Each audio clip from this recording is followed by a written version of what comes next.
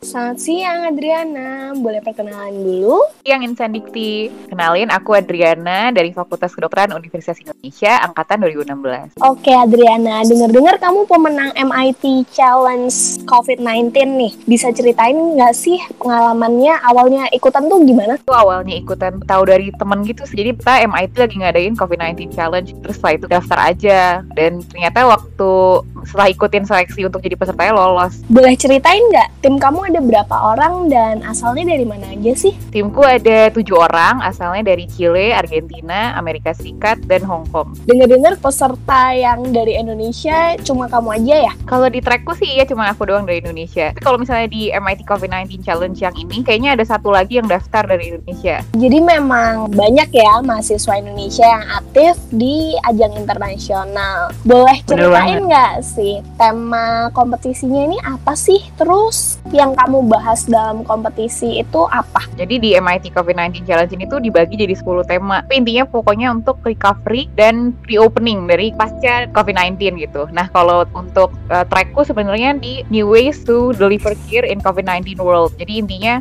cara memberikan pelayanan kesehatan dunia yang lagi COVID-19 gitu. Nah untuk timku sendiri bawainnya soal sistem telemedicine. Jadi pelayanan kesehatan tapi pakai SMS tuh. Karena banyak orang yang nggak punya akses ke internet. Ada kendala nggak saat eksekusi ide sama tim-tim? Ini kan timnya banyak dari luar negeri nih. Sebenarnya kendalanya lebih ke teamworknya. Dan alhamdulillah sebenarnya tim Amigo ini sangat pengertian satu sama lain gitu. Oke, berarti nama timnya Amigo ya. Bisa ceritain nggak sih prosesnya kayak gimana? Jadi awalnya kan untuk prosesnya itu dimulai dari seleksi peserta dulu. Setelah itu habis seleksi peserta, setiap peserta itu dikasih waktu 14 jam buat pitching atau presentasi selama 1 menit minat mereka di mana gitu. Kira-kira problem apa sih yang mau diselesaikan. Dari situ kan jadi kita tahu nih kira-kira yang interestnya sama dengan kita tuh yang mana. Setelah itu langsung bekerja buat bikin prototype dan juga presentasinya yang isinya bisnis plan-nya kayak apa, terus prototype gimana. Jadi dari intinya dari sisi kesehatan, teknologi dan juga bisnis sendiri gitu. Setelah itu terakhir baru kita pitching di depan para juri gitu. Oke, tahu nggak sih sebenarnya penilaian dari juri itu apa aja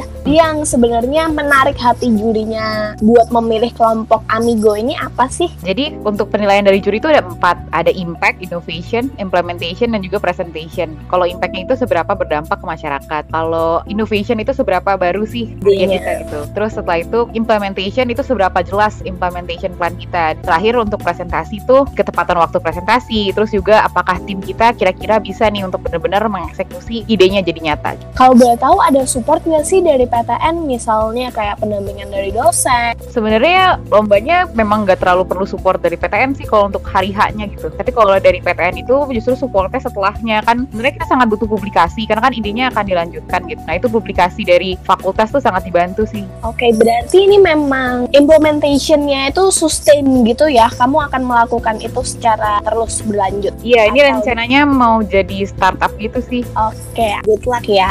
Makasih. Boleh share nggak kesan-pesan selama ikut lomba itu apa aja? Sebenarnya kesannya awalnya minder gitu sih, karena kan kebetulan isinya tuh nggak cuma mahasiswa aja gitu. Jadi yang bisa ikut tuh mulai dari yang udah kerja. Pokoknya intinya mereka tuh welcome kok gitu. Orang luar negeri dan yang udah punya pengalaman lebih tuh semuanya welcome selama kita mau bantu. Oke, yang terakhir nih, boleh kasih pesan nggak atau mungkin kiat-kiat sukses dari kamu buat teman-teman mahasiswa lain supaya selama pandemi ini mereka tetap berprestasi kayak kamu nih? Sebenarnya intinya coba aja sih, karena jalan tuh ada terus kok gitu. Jadi sekalipun banyak kerugiannya, pandemi ini juga ngebuka banyak peluang baru. Tinggal kita mau cari aja atau enggak. Keren banget. Terima kasih Adriana. Sama-sama Insan Dikti.